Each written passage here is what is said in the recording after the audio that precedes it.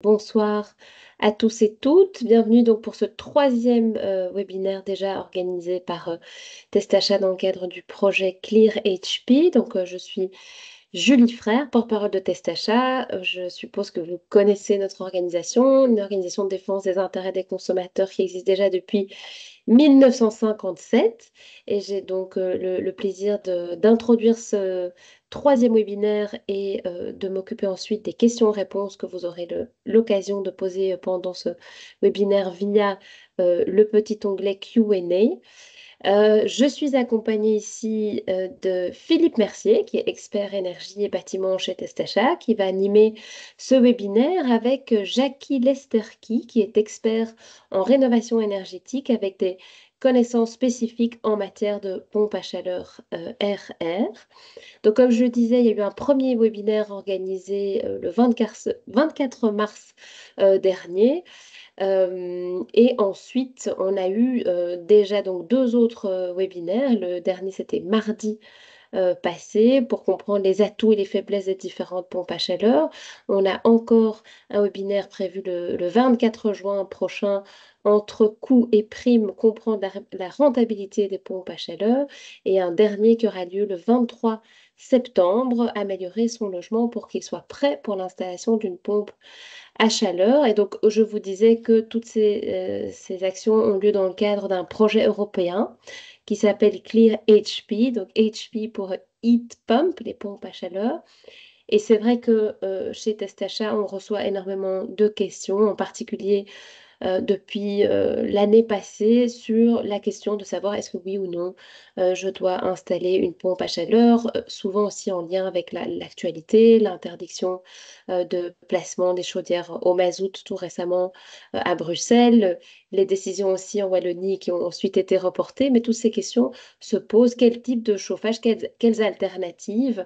Et c'est vrai qu'on a des messages assez contradictoires dans la presse, hein. Parfois, on nous présente la pompe à chaleur comme la solution miracle qui va résoudre tous nos problèmes. C'est une énergie efficace, c'est une énergie supposément moins chère.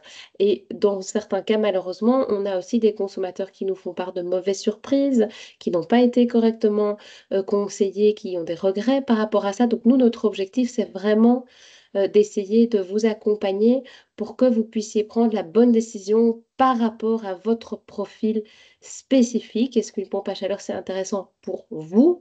À quelles conditions? Et c'est vraiment l'objectif donc, de ces webinaires, de vous accompagner main dans la main pour que vous puissiez prendre une bonne décision. Alors aujourd'hui, on va faire un focus sur l'achat groupé, qui est aussi une des mesures phares de ce projet, parce qu'il y a évidemment tout l'aspect se préparer, vérifier si oui ou non c'est intéressant pour nous, si on entre dans les conditions. Et puis, il y a évidemment la question du prix. On essaie aussi de vous accompagner au niveau du prix, mais également de l'installation avec des personnes de confiance, avec le support de test achat. Alors voilà, je propose qu'on rentre maintenant dans le vif du sujet avec mon collègue Philippe Mercier qui va animer ce webinaire.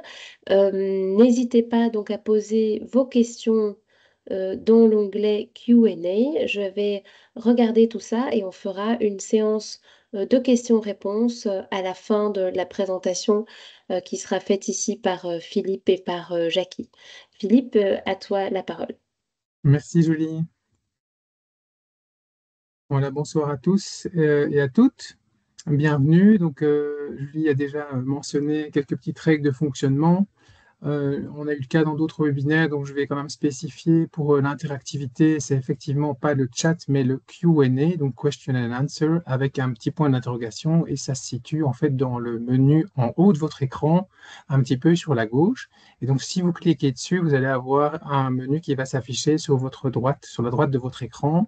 Et donc, vous pouvez mettre vos commentaires ou vos questions tout au long de la séance, même si on y répond au fur et à mesure, c'est pas grave, mais comme ça, nous, on a vraiment une trace et on est sûr que vous n'oubliez pas de le mentionner. Alors, un autre élément aussi, toute personne qui assiste à ce webinaire ne pourra avoir une interactivité que par le Q&A. Pour une bonne gestion, en fait, votre caméra et votre micro sont d'office coupés. Et donc, on aura, comme je le disais, une partie présentation, avec moi et Jackie Lesterki, et puis ensuite une partie questions-réponses, et donc on clôture maximum ce webinaire à 20h30. Alors, qu'est-ce qu'on va aborder pendant ce webinaire? Ben, donc, il y aura quatre petites parties. Donc, je vais rapidement vous brosser le projet européen dans lequel s'inscrivent ces webinaires. Pas trop longuement, mais comme ça, vous avez toute l'information disponible sur les slides, puisque tous ces webinaires sont enregistrés, donc ils sont disponibles en replay. Et comme ça, si jamais vous avez des informations qui vous manquent sur le projet en tant que tel, vous aurez tous les slides à disposition. Ensuite, on va avoir une partie avec Jackie, notre partenaire chez Energy Protect, pour l'installation des pompes à chaleur qui sont donc intégrées dans ce groupement d'achat. On va passer en revue du coup l'offre, comment demander une offre, le contrat, le service après-vente. Et puis après, on terminera donc la partie présentation par des aspects plutôt liés à la réglementation, et notamment donc est-ce qu'il faut un permis d'urbanisme, est-ce qu'il y a des déclarations administratives à faire quand on installe une pompe à chaleur. Eh bien ça, on va voir ensemble donc à la fin de la partie présentation.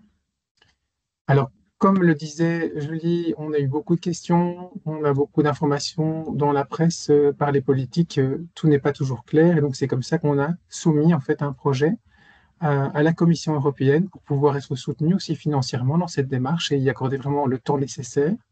Et donc on a soumis ce projet à 9 partenaires, et donc grâce à donc l'accord qu'on a reçu de la Commission européenne, on est financé à 95% pour un budget de 2 100 000 euros. Et donc, ce projet s'étale sur 34 mois. Il a commencé en septembre 2023 et il va se clôturer le 30 juin 2026. Et donc, les 9 partenaires, c'est qui? Donc, il y a 7 partenaires principaux, en fait. Ce sont des organisations de consommateurs comme Testachat, mais qui viennent d'autres pays européens. Donc, il y a le Portugal, l'Espagne, la Belgique, l'Italie, la Slovénie, la Slovaquie et la Bulgarie, puisqu'en fait, ils ont fait les mêmes constats que nous pour arriver à clarifier les informations sur les pompes à chaleur et aider les consommateurs qui sont déjà dans une situation qui est favorable à en installer une avec un partenaire fiable. Eh bien, c'était pas un parcours du combattant, mais c'était en tout cas un parcours qui était inquiétant pour les consommateurs. Et donc, c'est pour ça qu'on s'est groupé avec ces 7 organisations de consommateurs pour remettre ce projet. On a aussi le Bureau européen des consommateurs qui fait remonter la voix de toutes les organisations de consommateurs au niveau européen, qui nous aide et qui coordonne ce projet.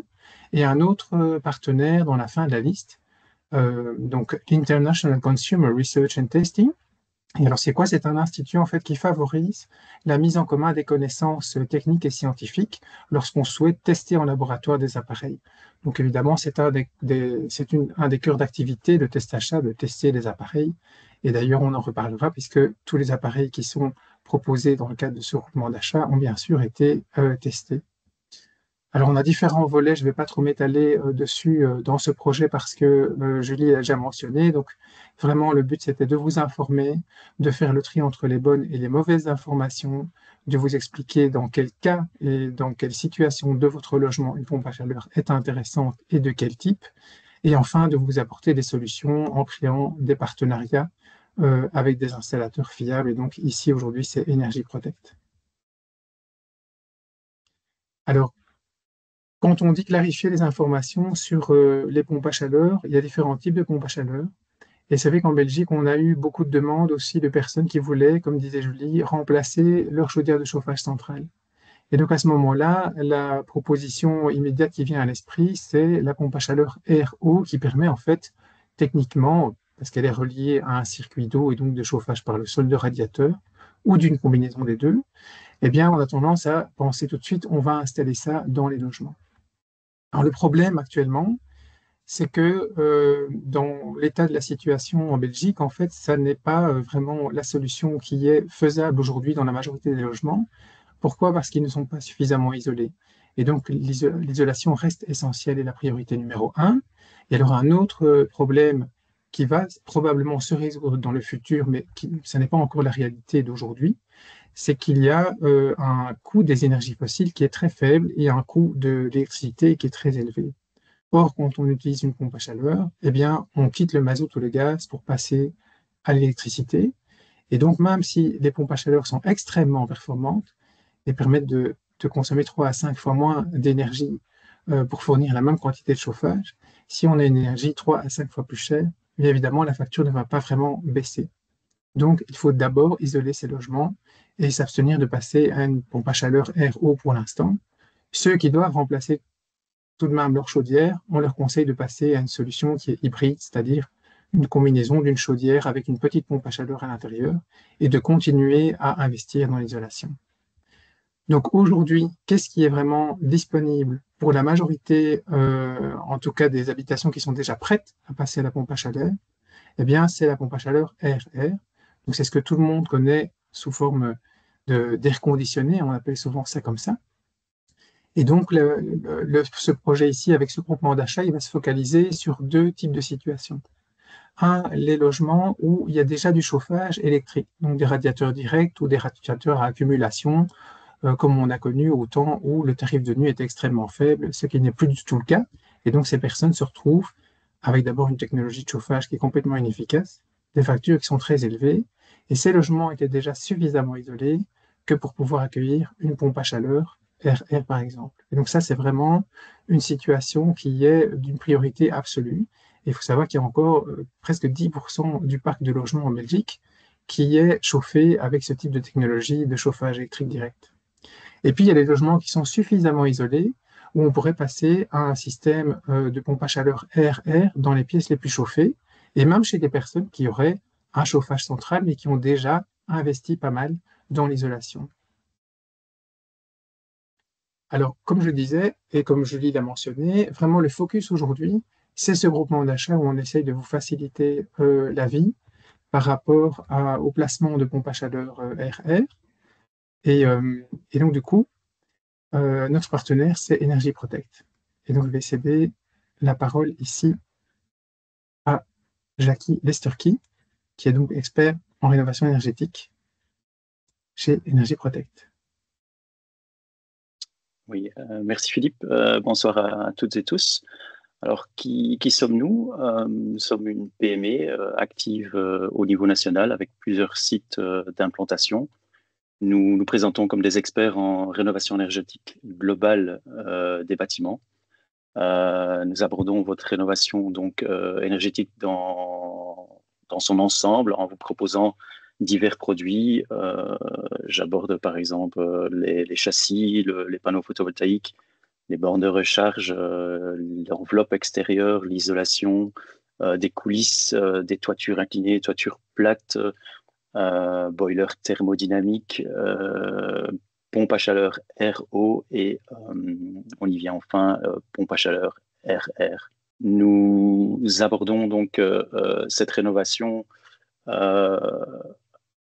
de façon globale. Donc, comment ça fonctionne?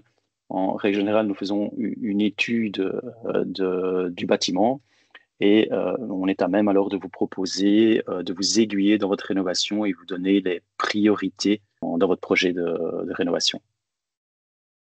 Donc, on va passer en revue maintenant donc les différentes composantes, hein, l'offre, le contrat, le service après-vente. Donc, on parle depuis le début de ce webinaire du groupement d'achat. Donc là, on vous remet effectivement le lien de la plateforme sur laquelle vous vous êtes certainement inscrit pour pouvoir avoir accès à ce webinaire. Et donc, sur cette plateforme, vous avez en fait des informations générales que vous pouvez renseigner sur votre logement. Parce que vous pouvez donc vous inscrire, vous créer un compte, un espace personnel, mais pour pouvoir participer au groupement d'achat, il sera nécessaire de créer en fait un logement.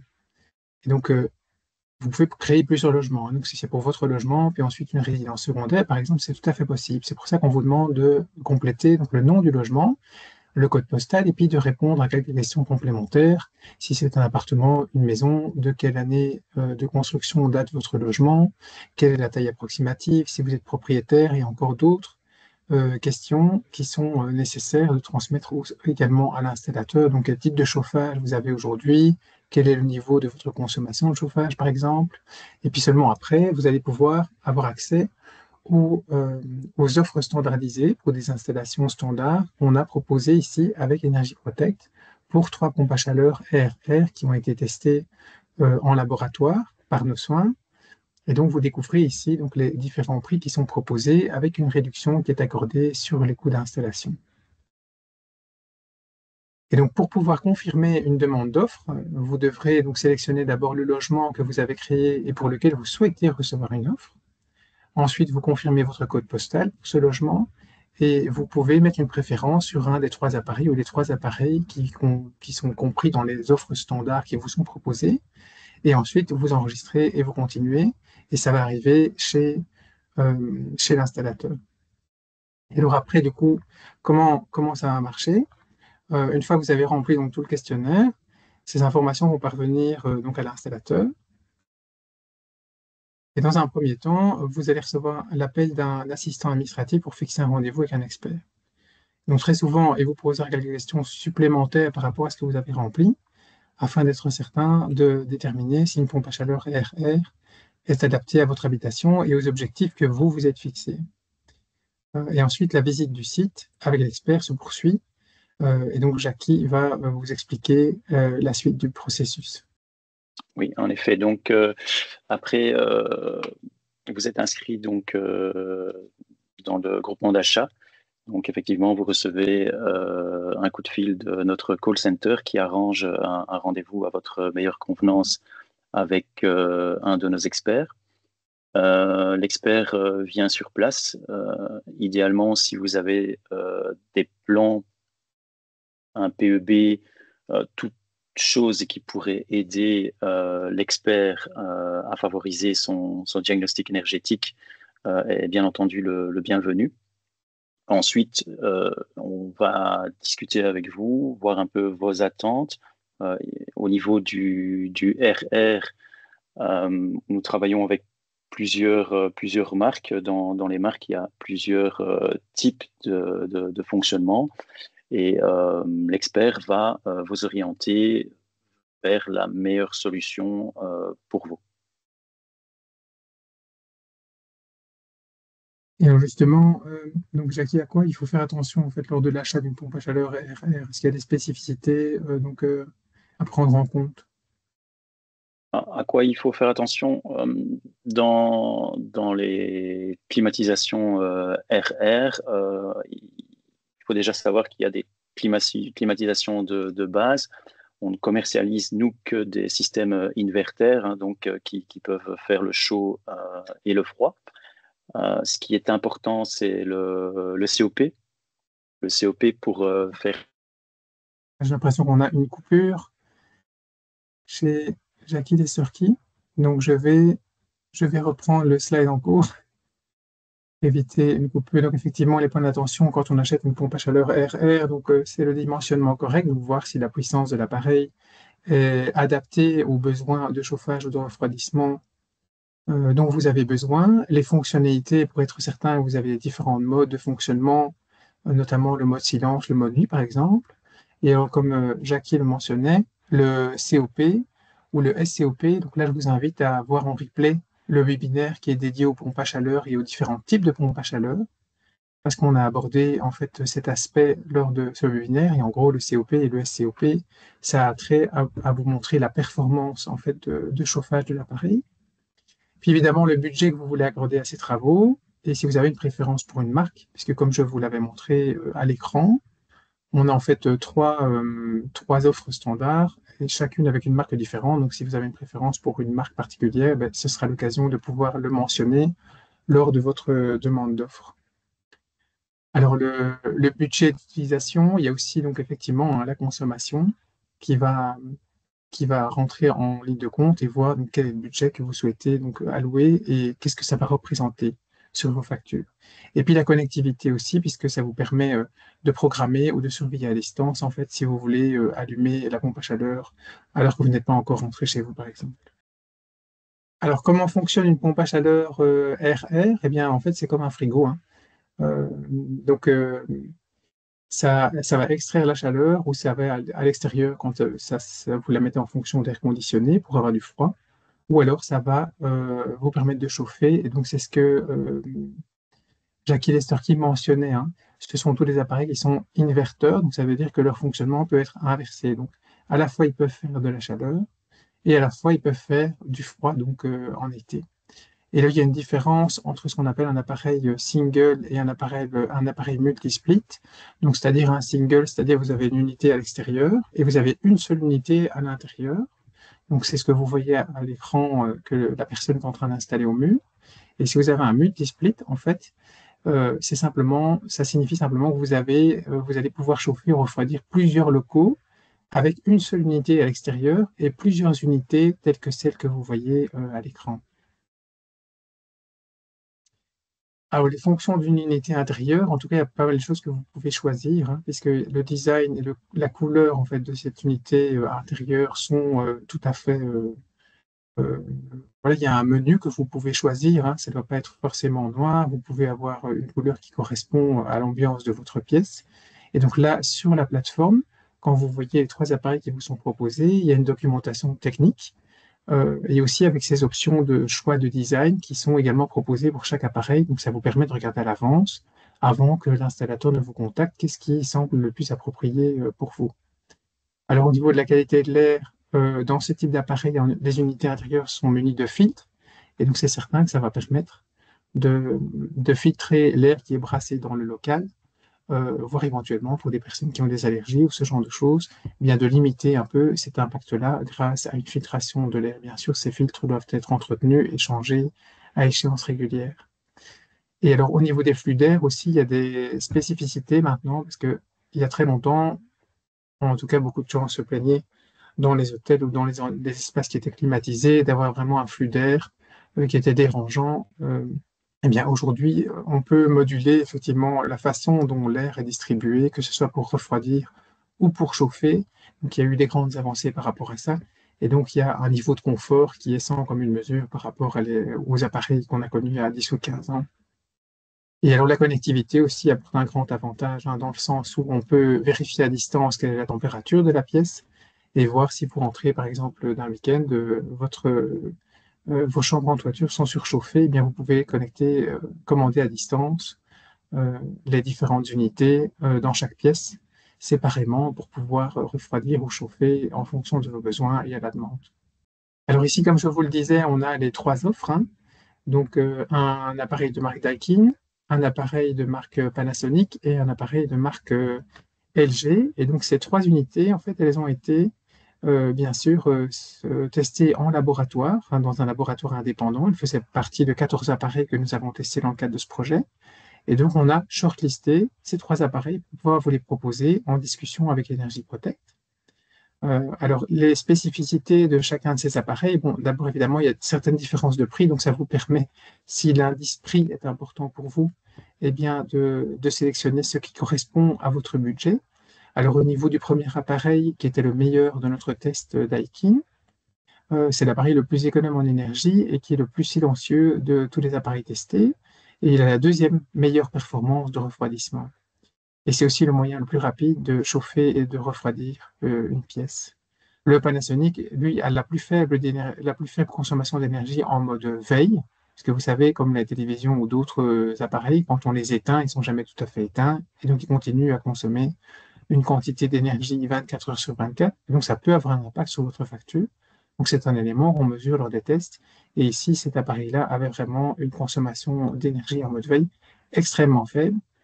Et c'était l'appareil le plus efficace pour le refroidissement donc en été. Donc, si c'est vraiment cette saison qui pose problème pour vous et qui déclenche en fait votre souhait d'installer une pompe à chaleur, pourquoi pas considérer celui-là. Et le LG, en fait, qui est en fait, le troisième appareil, donc, lui, c'est le moyen le plus rapide de chauffer une pièce. Il a été le plus rapide pour monter en température une pièce et il est aussi un des appareils les plus faciles à entretenir.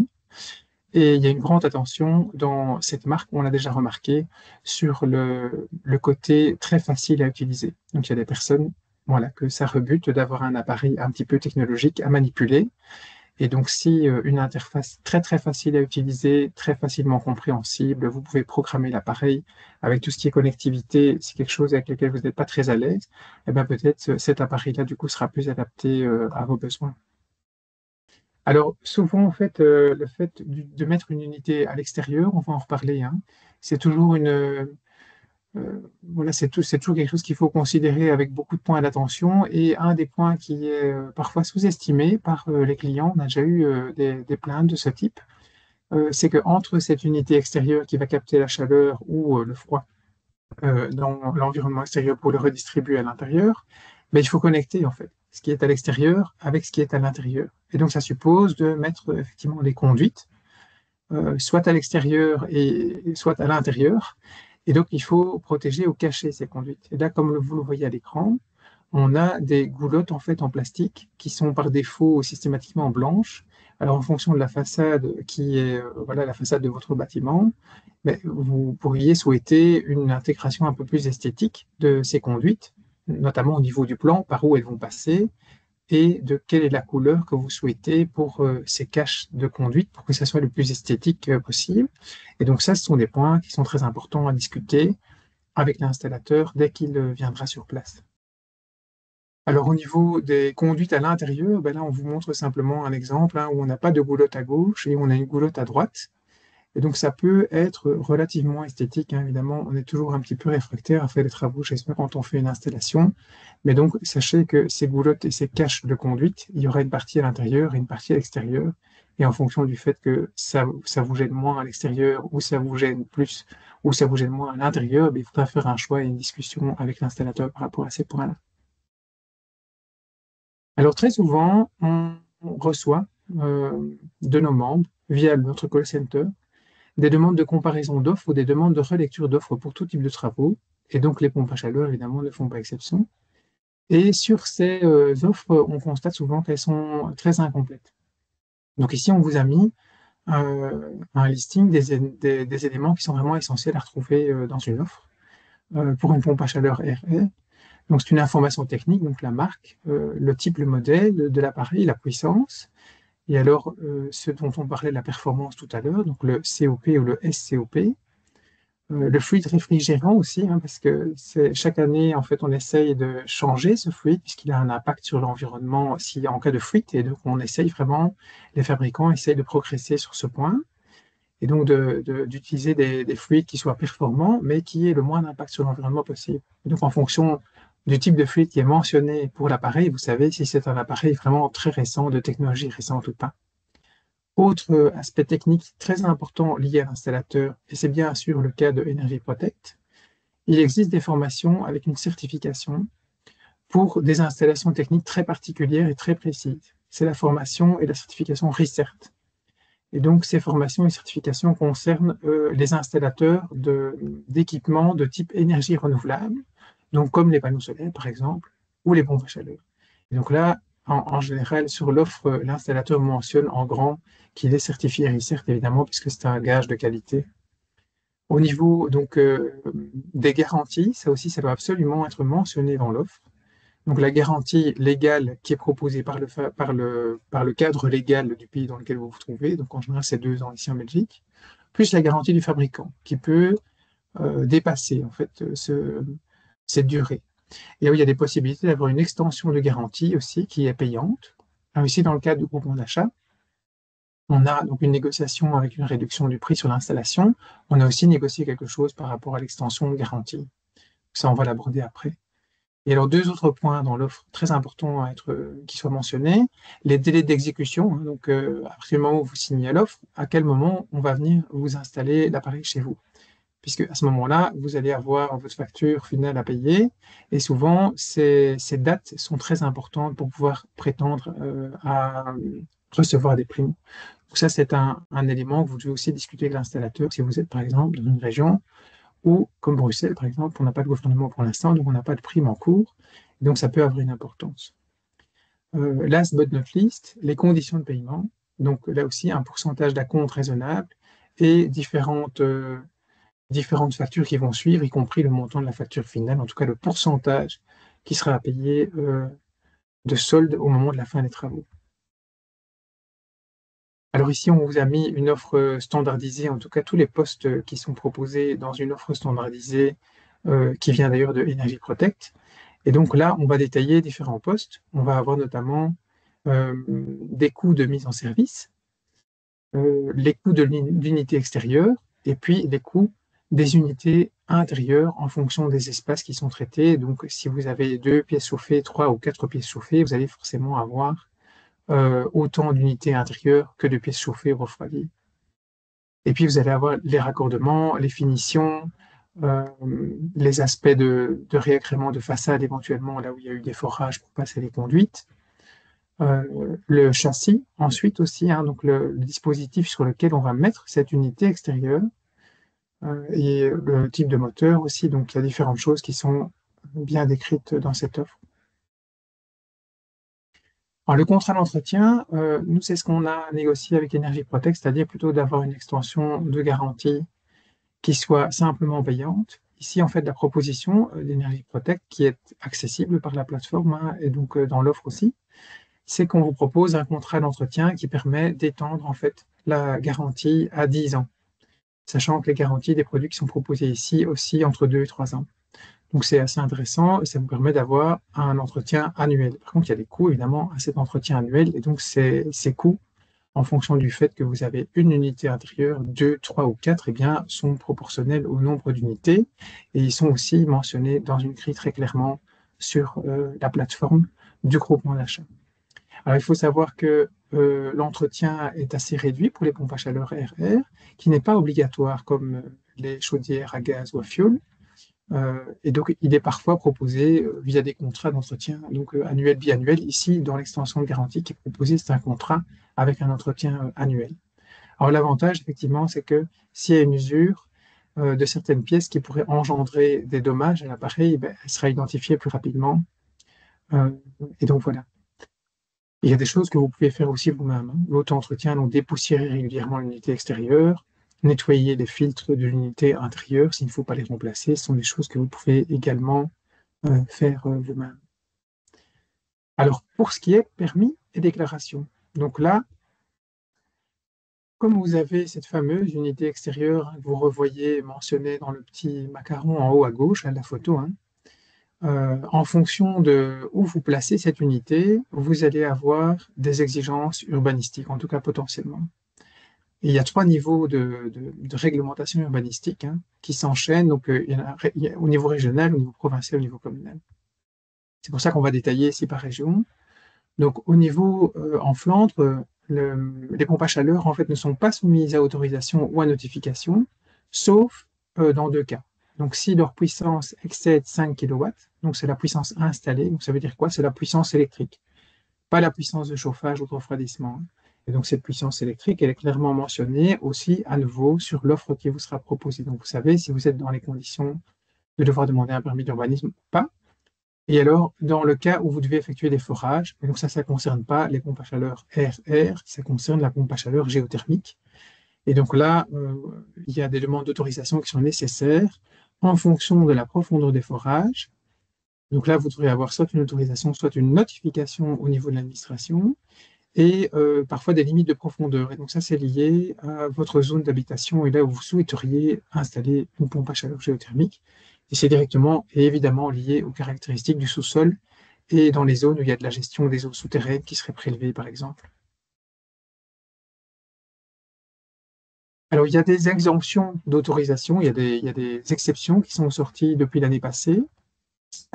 Mais donc, de nouveau, ces exceptions, elles sont valables uniquement si la commune euh, n'a pas évacué cette exception en demandant qu'il y ait quand même une demande d'autorisation. Donc nous, la recommandation qu'on vous propose, c'est de toujours demander conseil au service d'urbanisme de votre commune afin d'éviter toute surprise. Alors au niveau de Bruxelles, les pompes à chaleur domestiques nécessitent généralement, donc dans la plupart des cas, un permis, sauf si on respecte donc 4 conditions pour les pompes à chaleur RR par exemple. Donc, on va avoir le volume de cette unité extérieure qui doit être inférieur à 1 mètre cube, hein, ce qui est vraiment largement le cas. Elle doit être impérativement être installée au sol. Elle doit se situer à 3 mètres de distance des limites de propriété donc des voisins. Et elle doit être non visible depuis l'espace public. Et pour les pompes à chaleur géothermiques, là, ce n'est pas un permis d'urbanisme, mais c'est un permis d'environnement qui est toujours nécessaire. On va aussi prendre en compte est-ce qu'il y a d'autres installations dans les environs et le type de sous-sol qui se trouve à l'endroit où on compte faire des forages. Alors, au niveau de la Wallonie, les pompes à chaleur domestiques sont exemptées de permis, mais sous certaines conditions. Donc, pour les unités extérieures de pompe à chaleur RR, l'unité doit se trouver au sol, en façade ou sur un toit plat. Elle doit être non visible de l'espace public, à 3 mètres de distance des limites de propriété, et elle ne doit pas être située dans une zone à haut risque d'inondation. Et pour les forages géothermiques, là, on a une grande liberté, puisque si on ne dépasse pas une profondeur très importante, ce qui n'arrive jamais dans le résidentiel, on ne doit pas demander de permis spécifique. Alors, au niveau de la réglementation, parce qu'on dit qu'il n'y a pas d'entretien prévu, etc., c'est vrai que les pompes à chaleur, c'est une technologie qui est en train de se développer et de susciter beaucoup d'intérêt, et donc le cadre réglementaire n'est pas encore extrêmement fourni. Donc ça veut dire quoi? Que pour l'instant, on a en tout cas un point d'attention par les autorités, hormis le permis d'urbanisme éventuellement, c'est le fait que les unités extérieures en fonctionnement génèrent quand même un certain niveau de bruit, et ce bruit peut soit vous gêner, soit gêner vos voisins. Et donc par rapport à ça, avant de légiférer, il existe déjà des références, donc il y a un code de bonne pratique qui a été édité par la Flandre, et un guide de Bruxelles Environnement, donc l'administration en charge de la gestion de l'environnement à Bruxelles, par rapport notamment aux nuisances de bruit. Donc là, par contre, il y a un cadre réglementaire au niveau des niveaux de bruit qui doivent être respectés. Et donc, qu'est-ce qu'on retrouve en fait dans les principes du code de bonne pratique en Flandre et du guide de Bruxelles Environnement? Ben, c'est logiquement le fait de vouloir éloigner le plus possible des voisins et de votre habitation cette fameuse unité extérieure pour éviter qu'elle crée des nuisances de bruit. Alors, il y a toujours un équilibre à trouver, évidemment, entre le souhait d'éviter des nuisances d'un appareil et son bon fonctionnement. Donc, il faut prendre aussi les aspects techniques en compte, et la pompe à chaleur, elle va aller chercher de l'énergie dans l'environnement extérieur pour la ramener dans votre logement. Donc, si on éloigne trop ces deux éléments, eh bien, ça ne va pas fonctionner correctement. Donc, c'est un équilibre à trouver à la fois entre les aspects techniques et les aspects de protection au niveau du bruit. Donc d'ailleurs, il y a eu dans la presse récemment en Flandre, à la VRT, de plus en plus de plaintes qui ont été mentionnées par rapport à des installations de refroidissement comme celle qui s'affiche ici sur la photo. Alors il faut savoir que en fonction donc de l'endroit où on place l'unité extérieure, le fait qu'il y ait un mur, plusieurs murs autour, le fait qu'il y ait des dispositifs pour amortir le bruit et des fonctionnalités spécifiques qui permettent de limiter ce bruit, et bien, ça permet quand même de gérer correctement la situation. Donc là, on a un exemple où effectivement, c'est pas du tout géré correctement. Là, par exemple, voilà, ça c'est un extrait du guide de Bruxelles Environnement. Qu'est-ce qu'on vous montre? Plus il y a des murs qui sont autour de l'unité extérieure, et plus proche est cette unité extérieure de votre habitation, plus on va avoir une réflexion en fait du bruit et une amplification du bruit de cette unité extérieure. Alors, bien sûr, quand on combine en fait ces deux éléments, outre bien choisir l'emplacement de l'unité extérieure de la pompe à chaleur, il y a aussi différents éléments qui sont essentiels déjà sur le produit lui-même qu'on va installer chez vous, qui vont avoir une influence sur le bruit qui est émis par l'appareil en lui-même et qu'on ne pourra pas en soi modifier. Donc il y a le dimensionnement d'abord, c'est-à-dire la puissance de cet appareil. Si on le sous-dimensionne et donc il n'est pas suffisamment puissant pour apporter la chaleur ou le froid dont vous avez besoin, il va tourner à un très haut régime et donc on va avoir une production de bruit qui est excessive. Donc ce serait comme si vous étiez en train de rouler avec une boîte manuelle en voiture en deuxième à 50 à l'heure. Tout le monde vous crierait de passer la troisième et la quatrième pour réduire le niveau de bruit. Donc c'est exactement le même parallèle. Il faut un appareil qui ait une puissance qui est adaptée à ce que vous allez lui demander pendant une bonne moyenne de l'année. Et donc, s'il est sous-dimensionné, il va faire trop de bruit en fonctionnement permanent.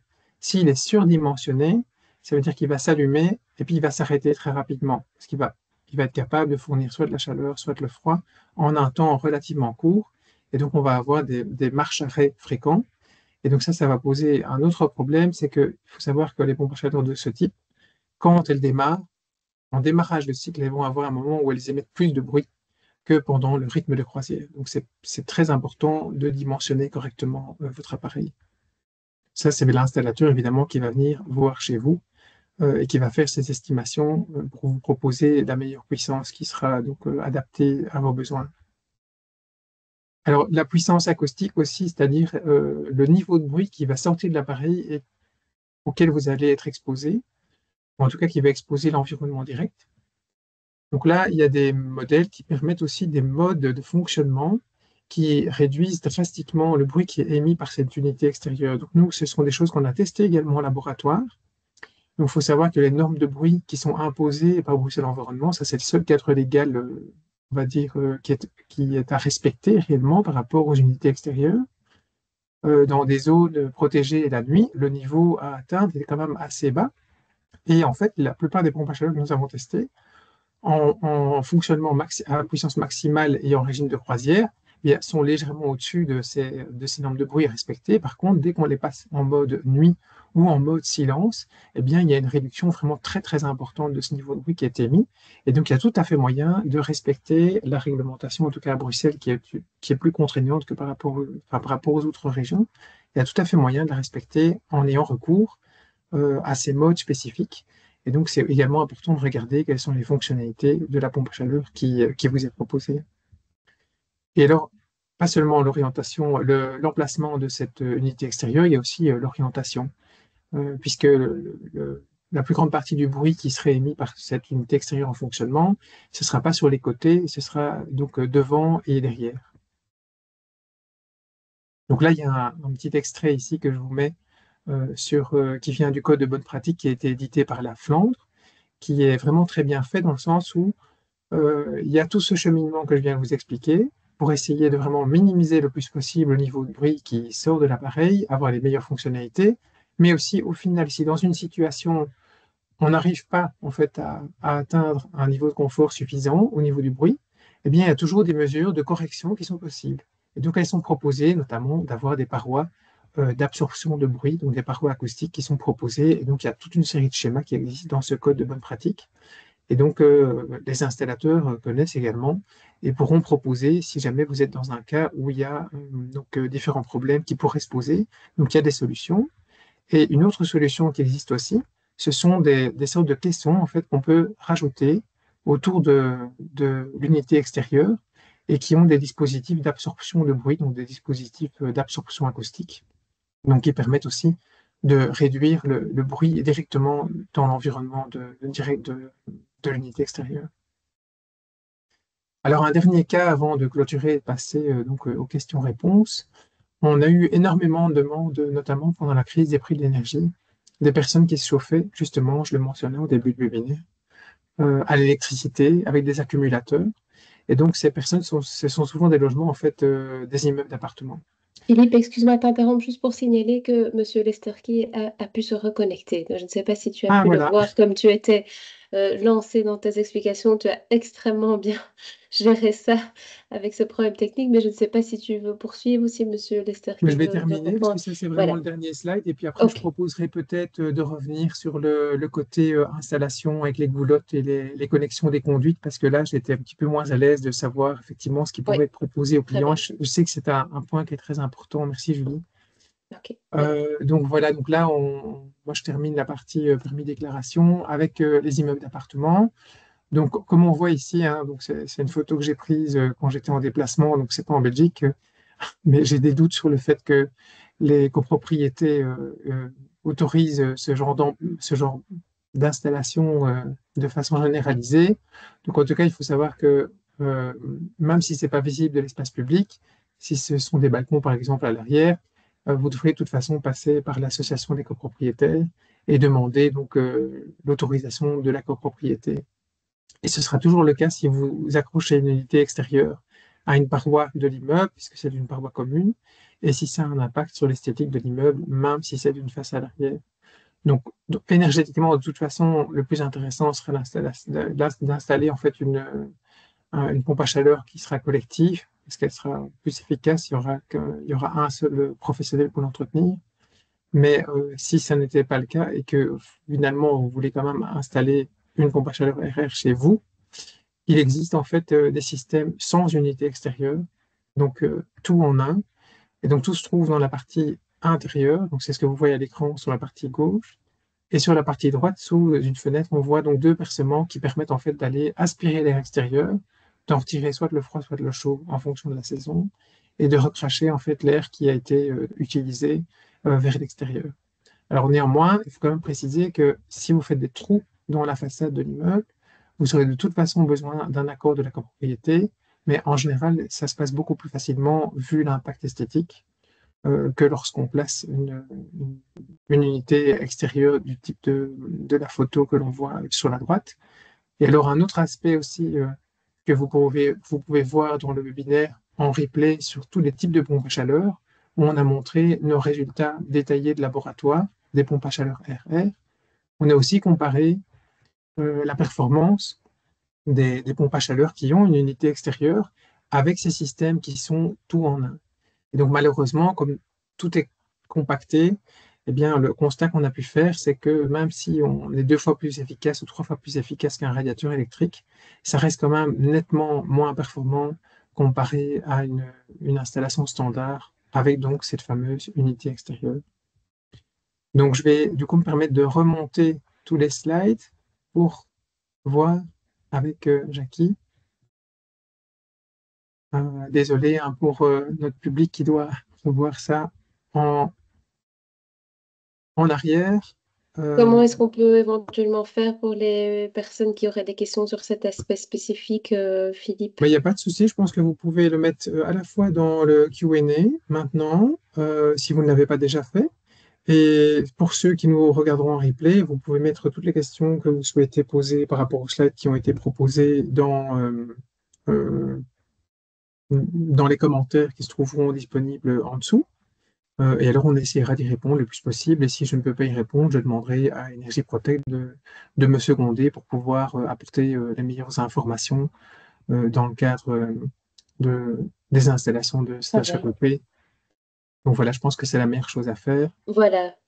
Mais je pense Voilà. que donc il faut pas hésiter à faire ce que Philippe vient d'expliquer. Il y a aussi beaucoup de gens aujourd'hui. On est avec une première magnifique journée d'été, donc je pense qu'il y a aussi beaucoup de gens qui sont allés en terrasse et ils ont bien raison. Et donc c'est aussi pour ça qu'on a la possibilité de rediffuser ces webinaires en replay. Donc, il n'y a pas de questions spécifiques qui ont été posées à ce stade-ci, Philippe. Donc, je D'accord. propose que voilà, les questions puissent, comme tu le signalais, donc être posées a posteriori. Oui. Et n'hésitez pas à revoir le webinaire sur notre site internet. Vous avez tu veux dire un mot ici, Philippe? Voilà, vous avez le site qui Oui, donc s'affiche là, moi, je vous ici. ai remis Voilà. en fait la page de la plateforme. Il y a aussi une foire aux questions hein, où vous voyez le bouton qui est affiché. Donc pour nous, chaque question qui est posée, soit en direct ici, soit plutôt en replay, vu le nombre de participants, parce que je pense qu'effectivement, je dis, tu as raison, il fait très très beau et les terrasses ont appelé beaucoup de monde, je pense, et ils ont bien Oui, raison. parce que mardi, il y avait beaucoup de monde et je Oui, pense que le temps était plus maussade. Donc, évidemment, ça joue. c'est Hein, ça. mais Mais c'est donc l'idée voilà, il n'y a pas de d'avoir des souci. replays. Toutes ces questions, ça nous aide aussi à pouvoir remplir cette foire aux questions pour informer le maximum de personnes. Donc c'est sur le bouton ici. Et alors nos prochains webinaires, on a la rentabilité des pompes à chaleur, donc ça c'est le 24 juin, et améliorer votre logement pour pouvoir passer à la pompe à chaleur, c'est le 23 septembre. Et nos précédents webinaires qui sont disponibles en replay, il y en avait un sur votre logement est-il prêt pour la pompe à chaleur et installer une pompe à chaleur. Le point avec un installateur, puisque là on va vous proposer le replay dès la fin de cette séance. Et si vous voulez retourner sur la plateforme pour faire une demande d'offre à Energy Protect pour une pompe à chaleur RR, eh bien, vous savez ce qu'il vous reste à faire. Vous retournez sur l'adresse de la plateforme. Voilà, en tout cas, un grand merci à tous de votre participation et désolé pour les petits problèmes techniques. Donc voilà, ça Les arrive. joies du direct. Ce sont les joies du direct, effectivement. Très bien. Voilà, merci Julie en tout cas de m'avoir Merci à accompagné vous. Merci pour à cette tous et toutes. édition. Avec plaisir. À la Oui, au revoir à prochaine. tous. Au Oui, bonne revoir. soirée.